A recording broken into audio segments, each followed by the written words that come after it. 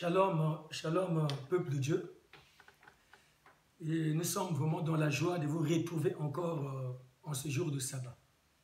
Dieu est merveilleux. Nous avons passé un grand moment d'adoration dans nos maisons et le Seigneur vraiment était à l'œuvre. Donc nous revenons en fait pour vous faire un rappel sur toujours notre marche du programme.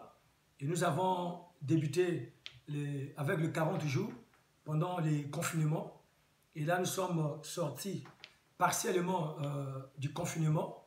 Et nous sommes actuellement en 14 jours de programme que nous avons débuté le 18 au 31 mai. Et aujourd'hui, nous sommes pratiquement en 7e jour de notre programme de 14 jours. Donc, je suis ici avec le berger Asnat, Shalom berger, Shalom, pasteur. Un compagnon de lutte pendant tout ce programme. Vous êtes confinés dans les maisons et nous ne cessons de jeûner et de prier pour le Congo, pour toutes les nations, pour l'Église universelle et particulièrement aussi pour l'Église, la cité des vainqueurs. Donc voilà, nous sommes là et aujourd'hui, j'ai été vraiment tellement marqué quand Christ m'a fait traverser les taureaux de sa révélation. Oui. Et en montrant, et j'ai découvert que nous passons deux moments prophétiques, deux grands moments prophétiques. Amen. Voilà, très grands moments prophétiques. Amen. La Pâque et la Pentecôte. Et quand j'essaie un peu de faire le parallèle de la Pentecôte et de la Pâque, franchement, berger, j'ai compris que Dieu ne fait rien au hasard. Amen. Donc, cela nous montre que tout ce moment que nous vivons là, ça détruit certains, ça écrase certains, mais ceux qui sont dans la prière, dans le jeûne, dans la révélation vraiment divine, et ceux qui ont compris le réel sens de ce confinement ou de ce Covid-19, je crois qu'ils ont appris beaucoup de choses avec Dieu et ont été enseignés pour marquer un autre pas, peut-être après tous ces événements. Amen. Voilà, donc je disais que nous sommes en programme de 14 jours. Alors, en premier moment, nous avons été confinés, pratiquement, c'est pendant la Pâque. Oui. Et la Pâque est passée, s'est déroulée pratiquement, le peuple chrétien est dans les maisons. Donc, tel que la Bible, dans Exode 14, avait signifié, donc les gens ont passé la Pâque que dans les maisons, tel que cela avait été dit aussi dans la Bible. Et certaines maisons avec des voisins. Donc, on peut dire que non, voilà, il y a des gens qui sont arrêtés dans certains pays, des chrétiens qui sont dans certains pays. Donc, on peut le retrouver dans les maisons des autres aussi, comme cela avait été défini dans la Bible, dans Exode 14. Et là aussi, il y a encore une autre chose, berger, qui est très peu spéciale. Oui. C'est que la Pentecôte se passe aussi de la même manière que cela avait été dans Actes. Amen. Et la Bible nous dit dans Actes chapitre 2, je crois qu'il y a quelque chose qui cela dit. Oui. Actes chapitre 2, verset 1 dit. Nous allons lire la parole de Dieu dans Actes chapitre 2 à partir du premier verset. Je vais lire. Le jour de la Pentecôte, ils étaient tous ensemble dans le même lieu. Voilà, ils étaient tous ensemble dans le même lieu. Et c'est le jour de la Pentecôte. Ils étaient tous ensemble dans le même lieu. Et pratiquement aujourd'hui, le Covid et le confinement aussi nous a permis, par les fermetures des églises, de passer la Pentecôte que dans les maisons. Amen. Et tu vois dans le verset, verset 2, continue. Verset 2. Mhm. Tout à coup, Oui. il vint du ciel un bruit comme celui d'un vent impétueux. Mhm. Et il remplit toute la, La maison où ils étaient assis. On n'a pas dit l'église où ils étaient assis, mais on a dit il remplit toute la maison où ils étaient. Et la Pentecôte actuelle se passe aussi dans les maisons. Amen. Donc, raison pour laquelle, bien aimé dans le Seigneur, je ne veux pas que tu rates ces grands moments de la Pentecôte. C'est vraiment un moment prophétique. Nous avons passé de Pentecôte, mais cette Pentecôte, c'est un moment très, très prophétique. Je t'invite à continuer le jeûne avec nous, que nous avons débuté le 18, bien sûr. Et là, nous sommes au 7e jour, ce dimanche. Et le dimanche, nous clôturons notre jeûne de prière. Et dimanche, je fais le 31 décembre. Et c'est la Pentecôte. Ces jeûnes avaient été élevés pour réélever l'Église. Et nous avons, Christ a révélé ces jeûnes et de 14 jours, c'est pour réélever l'Église. Parce que beaucoup de gens, pendant le temps de confinement, ont vécu des moments criables, hein, des moments de désolation, les moments de peur, de crainte. Et cela a mené certains chrétiens et beaucoup de croyants à abandonner la foi. Et nombreux aussi sont morts spirituellement suite à tout. À tout.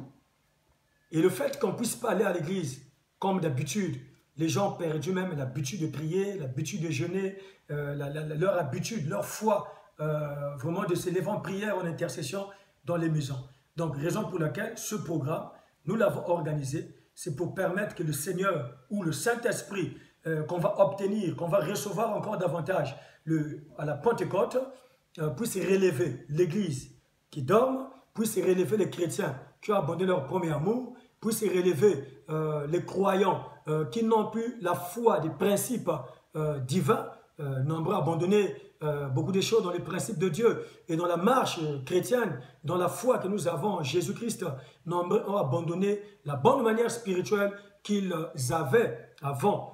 Donc, raison pour laquelle je t'invite, même quand tu n'as pas commencé avec nous le 14, mais à partir de demain, rentre en prière et nous sommes en train de prier à partir de 6h pile. On en priait jusqu'à 6h30 et nous sommes en train de prier de 12h jusqu'à 12h30 et nous sommes en train de prier de 20h à 20h30. Donc ce sont des moments propices que le Seigneur nous a montrés pour que nous puissions être vraiment remplis de gloire et remplis de puissance. Donc la Pentecôte, c'est dimanche. Le sabbat, donc le 31. Et je crois que chacun sera rempli. Et nous allons connaître une nouvelle vie. Regarde ce que le Saint-Esprit a amené lorsqu'il était à la maison, prier pendant la Pentecôte. Berger, lis un peu le verset 3. La Bible déclare dans le verset 3, toujours de Acte 2, Oui. des langues semblables à des langues de feu leur apparurent séparées les unes des autres et se posèrent sur chacun d'eux.